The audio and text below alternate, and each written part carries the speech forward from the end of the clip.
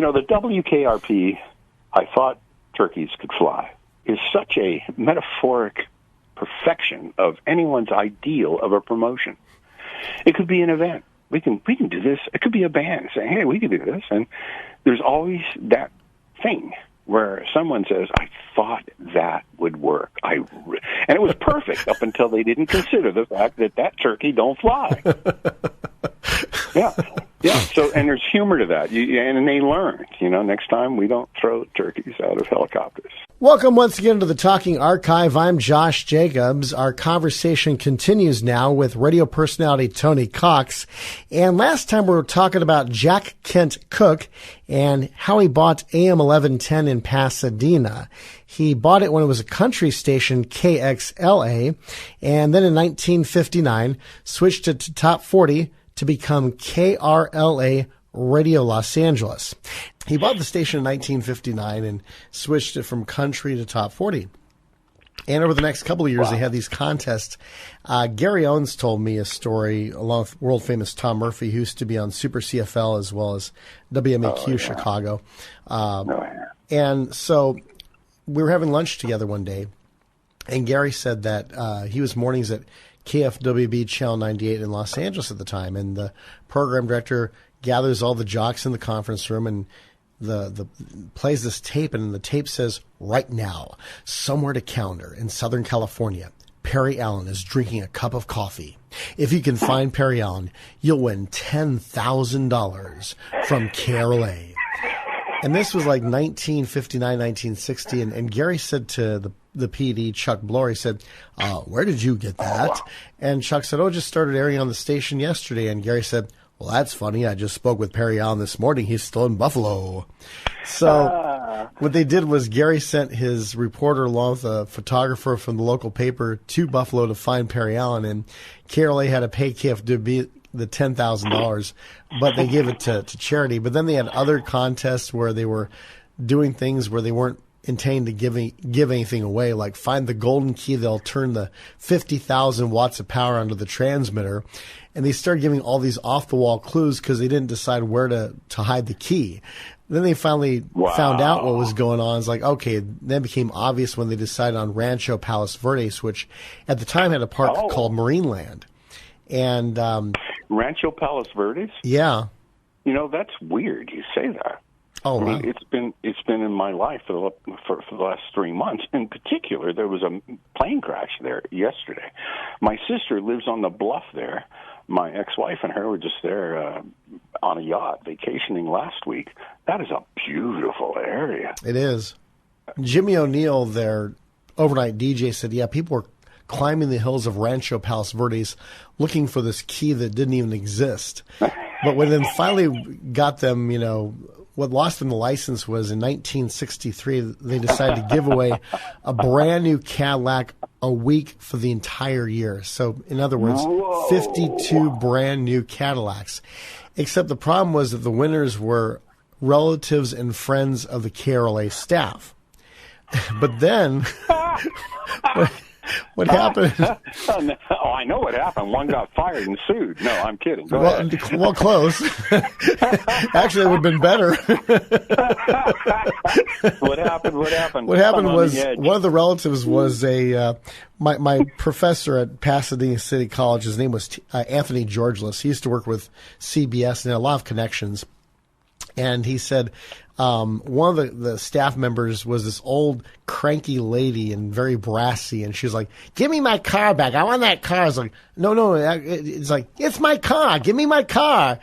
And finally, she went to the authorities, and that's when the fit hit the shan, and basically they lost the license. And although Jack Kent Cooke didn't hurt for money, because a couple of years later he bought the LA Lakers and built the Forum, and eventually bought the Washington Redskins.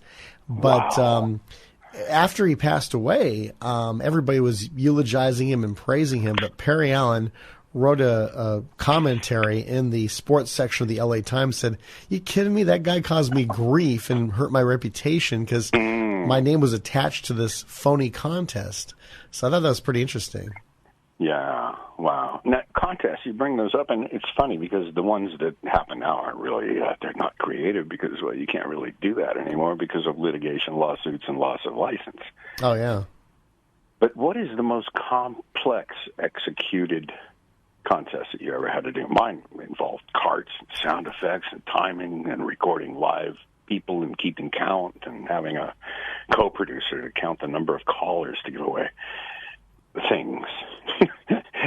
And so one of them was the initials game, where we created this game. If you had a first and last name, we have a roulette wheel with all letters of the alphabet. We're going to spin it twice. If it lands on the first letter of your first name on the first spin, you're halfway to winning $10,000. We're going to spin it again, and if it lands on the first letter of your last legal name, you have 102 seconds to call, and you'll win $10,000. Wow. Yeah, and it was wonderful. Except the first day that I executed it, I had to answer the phones, and the roulette wheel was, of course, a sound effect that would go J. Hey, if J's the first letter of your first name, stand by. You could win $10,000. Be the first caller with those initials. You had to be the first call. Actually, not the 102nd. It was the first caller with those initials, if it were. So we're going to spin it again. Here we go. J. Hey, if your initials are JJ, be the first caller at KSFM 1025, and you're going to win $10,000. It was as simple as that. Wow. Yeah. But it was, and we had to sit. We had phone bank answers, but everyone's saying, "My name's JJ." Okay, so really, okay? What's your name? You know that you have to give us. So it took hours to get a winner. So, but it was fun. But the execution and the validity, the legality, you can't just give away $10,000. You're going to have everybody saying, "I was the first caller." Well, how do you keep track of that? So it was a big thing. No wonder all the promotions now are corporate governed with disclaimers. You've heard it, the KXXX station is the contest is open to all U.S. citizens, and your odds of winning are one. And they give all that away in the promo now. So. Or they say KRLA plays contests. For the rules, click on the contest page on our website. Yes, or yeah, right. Yeah. I mean, that's, so anyway. Yeah, I mean, I remember, I'm trying to think, there was, there was, I'm writing a book on game show legend Jack Barry, and he owned KKOP out in Redondo Beach, 93.7, actually 93.5, and they had a contest, the radio station, it was called the Ping Pong Ball Drop, where they went to the local mall and dropped about, I think, at least 5,000 ping pong balls, and each one had a prize on it. And one of the ping pong balls had a new car. Wow. So it kind of reminded me of and this was before WKRP's Turkey Drop episode. Yes, right. I thought ping pong balls could fly. Yeah, exactly. But it was actually a brilliant move because it got people to that mall to say, hey, maybe I'll get something. And the other prizes were like maybe a pack of gum or, something just, kind of like, a box of rice-a-roni type of thing. But it was... it's very difficult to do that nowadays because if two people were going for the same ping pong ball and one scratched the other person's eye, there's litigation because there's no ticket admission. But if you go to like a Kings game and they shoot a T-shirt in the crowd and 5 people get a broken nose, on your ticket it says, hey, that could happen. Exactly.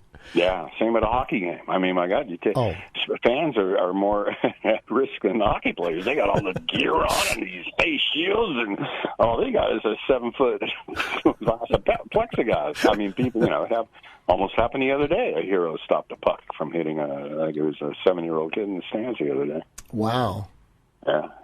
So anyway, liability, it takes kind of all the fun out. And like I told you last time, the Coca-Cola van that we had full of the high schools with a Coke dispenser, we open it up, give away hundreds of Cokes and paper cups with our logo on them, and the principal said you can't do that anymore. There's hundreds of cups littering our campus. So, it's kind of like the promotions sound good. The WKRP, I thought turkeys could fly. It is such a metaphoric perfection of anyone's ideal of a promotion.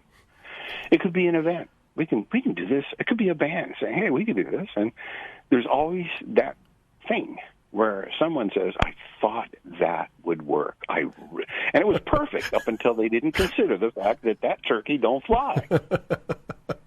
Yeah. So, and there's humor to that. And they learned, next time we don't throw turkeys out of helicopters. But it was just amazing because it was everyone was so on cue. Carlson wanted to be hip. He wanted to come up with the promotion, be hip, justify his existence at the radio station. They trusted him. Herb Tarlick did anything. Les Nessman, God bless him, more music and Les Nessman. He stood outside and I won the Buckeye Award. Yeah, oh, Buck on out of my store, man. Happy Thanksgiving for WKRP.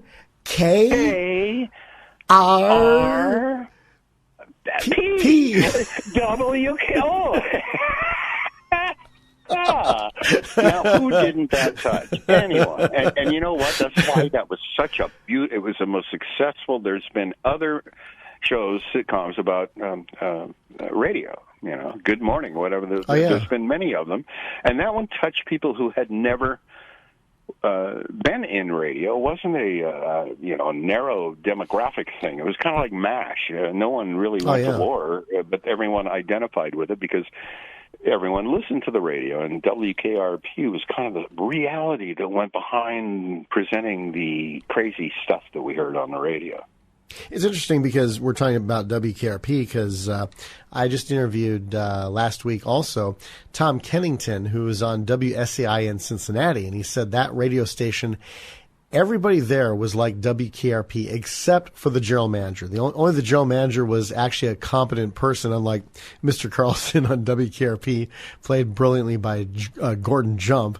But otherwise, he said the station was so much like WKRP. Yes. Yeah. And I know a Mr. Carlson, and his mom bought him the radio station, and unfortunately, Mr. Carlson on WKRP was there for the good, not his own ego. But this individual was like maniacal. Wow, man! I won't say the name, but yeah, it's interesting. Wow. Anyway, yeah. So after Chicago, you went back to Sacramento, correct? Yes, I went to. They rescued me from the winter in the middle of the winter, February 11th. I had to wait for a week to find my car, which is parked up front of my townhouse. So it snowed in. And so I packed everything into my Datsun 280Z from California, and I drove back in the middle of just a terrible winter, and took a week off and started at KROY FM, doing mornings, which is not something I ever really enjoyed doing. I mean, I'm not a morning man. I mean, some people's clocks are great. Mine, I wake up every day about 5 a.m., and I enjoy that if I don't have to. I like walking out in the front, watching the sun, having a cup of coffee, maybe shower, maybe have breakfast. The morning, I wake up, but I don't come to until 8. It just don't happen. So when I did mornings on the radio, I had to wake up at 4:30, be on the air at 5:30. Thank God it wasn't TV. I don't know how they do it. I just went in sometimes, not in pajamas, but, I got there, never late. And I was cognizant. I was conscious enough to be able to. I had a newswoman and a couple other people to support me, and I just got there, and, by that time everything was on card. All I had to do was punch numbers, and it wasn't sequenced, but it was easy. So there were many mornings when I would just go through the motion, which isn't just good to say about my performance, but I'm just not a morning man. but I was good until about 6:30, 7 o'clock, and then I would wake up and then become really good. And by that I just mean that it was hard for me to get my timing. I just couldn't get synced. My lips, my mouth, my syncopation, all the script reading, my eyes, they just didn't come to sync until after 7. So by that time I was into it, which is the prime of morning drive, I guess. So I was a good morning jock. I enjoyed it. It's a unique shift. Wow, I loved it. But when I got off at 10 and drove home, I almost fell asleep every day with white line fever driving my car down the highway for 2 miles. My clock had to reset. I did it for 3 years. I just never adjusted. And I had done it in other times in my career, doing mornings. It just didn't work. Now, I love those people who wake up, zippity-doo-dah, zippity-day. Oh, come on, quit it. Shut the curtains, please.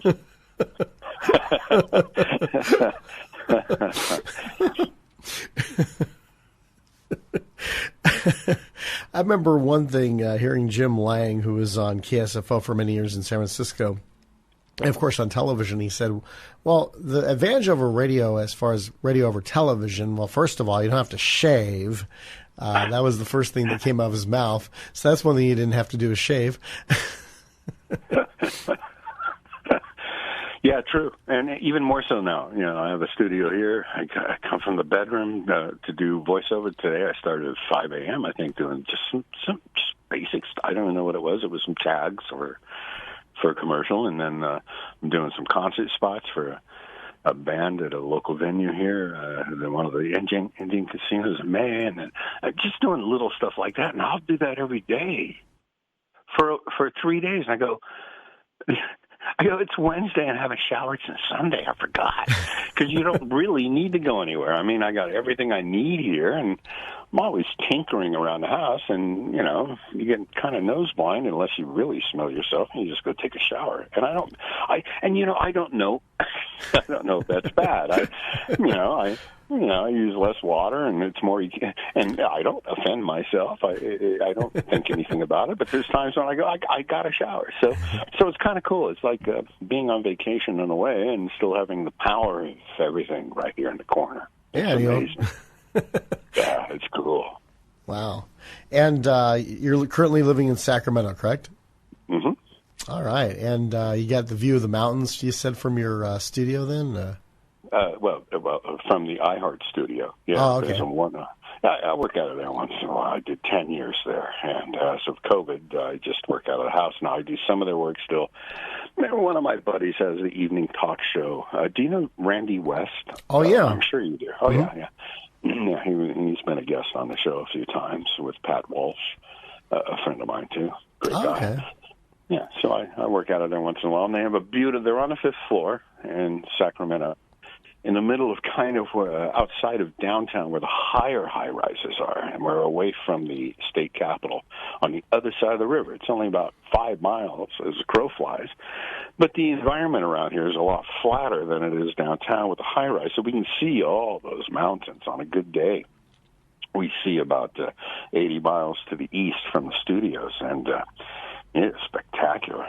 I'll never forget the day that the space shuttle was attached to the back of a Boeing 747 and transported for its final flight to the museum. It was this 7 years ago, and it flew right down the center of the Sacramento Valley from Lake Tahoe, right over the iHeart building. I have photos of it. It flew right over this space shuttle attached to a Boeing 747 on its final flight. I'm standing right there, but we could see it all the way 80 miles away. It was coming. We could see, and it came. It was like the solar eclipse, kind of. Come up, and then the total right over. Wow. So I got all those photos, but it's a beautiful scene, and the Sierra Nevada from here is spectacular, and snow-capped right now, just beautiful. And today's sunny, it's a beautiful thing. I can't see it from my studio, my little humble cottage, but I can drive 5 minutes to the east and see it all, to an open field. You can look across Sacramento Valley and see those marvelous Sierra Mountains. And on a really good day, I could drive 10 miles north of Sacramento and be in the middle of a rice field and see 3 mountain ranges plus Mount Diablo to the south. Sacramento Valley is a marvelous place. It can't be any more commercialized than it is now. But the surrounding areas and where it is geographically in the state is phenomenal. It really is. So, yeah, on a good day, it's amazing. Plus, how often do you attend Kings games? And there's also a minor league baseball team there, the Sacramento Rivercats. Yes, which are now going to be co-hosted with the Oakland A's. And yes, well, I worked for the Kings for many years. I was their ad agent and creative director, did all their productions, and worked with all the players from the 1986. Wait, what year was it? Let me get this right. 1994 through 2001. I worked with them when Vlade Divac and all the greats with the Kings. I was just at a game, and we have one tonight at 7:00. It's a play-in. It's our last hope to stay in the postseason if we have a chance to go to the playoffs. We're playing the Warriors tonight, which is our adversary at the big Golden One downtown. It's a beautiful arena. It's where we shoot the purple beam, hopefully, tonight. Every time the Kings win, they shoot a laser beam. Actually, the most powerful laser beam, really, ever. It's actually 3 different laser beams with different colors to create purple, a very difficult beam. If you go to my website, you'll see a photo I put of the last game I was at when we won, and that beam shoots up into outer space. The airlines love it when the Kings win because all the passengers on the east side of the runway, and when they approach, get to see this huge beam. It's phenomenal. It's such a trend up here. Light the beam. So last year we lost playing the team we're playing tonight that kept us out of the playoffs. We were 1 game away. The Kings are great the last 2 years. Amazing in the NBA. Made all kinds of news. So tonight's game's going to be in. If we win tonight, we play the Lakers. There we go. And if we win the Lakers, we go into postseason. All right. Well, best of luck to you as far as that is concerned, because the team has not won an NBA championship since 1951 when they were the Rochester Royals. Yes, you are exactly right. We're in conversation with radio personality, Sacramento based Tony Cox, talking about his favorite NBA team, which has been in several cities. And next time we'll talk more about basketball and maybe even get into talking about his radio career.